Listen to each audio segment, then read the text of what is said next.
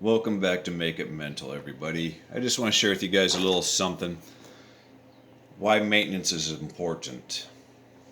As you can see right here, there is one wheel stuck up in the air, and there's one wheel that's down in the air, and the springs are laying here on the table. This is why it's important to do routine maintenance on your vehicle, as I'm getting ready to do on this one. And I noticed my truck was just starting to have improper handling. It just seemed to be unpredictable at times, so I'm going through and checking all the pivot points. This is what I'd highly recommend. So just take all your pivot points apart, clean them up, and make sure it operates freely, like so.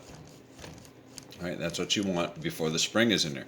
If you don't do that kind of stuff, you may not even notice it because the spring might have enough force to force this tire back down, but this can create a pulling to one side or the other, to the left or to the right, because one tire could be stuck up just a little bit higher than the other one and you won't notice it, but your vehicle could drift, and you're always trying to correct it with steering trim.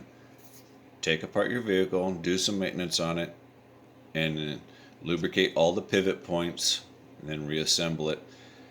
Adjusting your servo electronically should only be for fine tuning. Like when you first got your vehicle out of the box and you set your steering trim, that's how it should be. Once you've set your steering trim and your vehicle is fine right out of the box, and then all of a sudden it starts pulling to one side or the other, check the mechanical.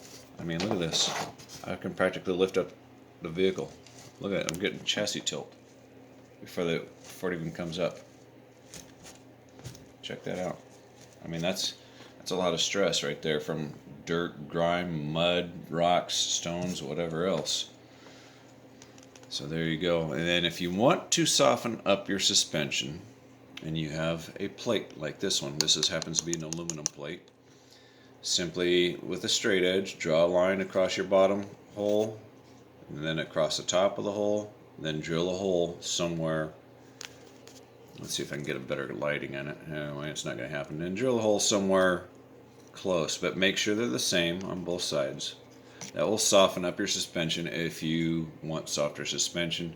In this particular vehicle, I have stiffer suspension on the front and softer out rear. So that's just the way I like this particular vehicle to handle.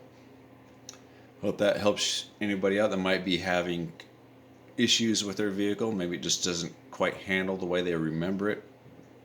Do your maintenance.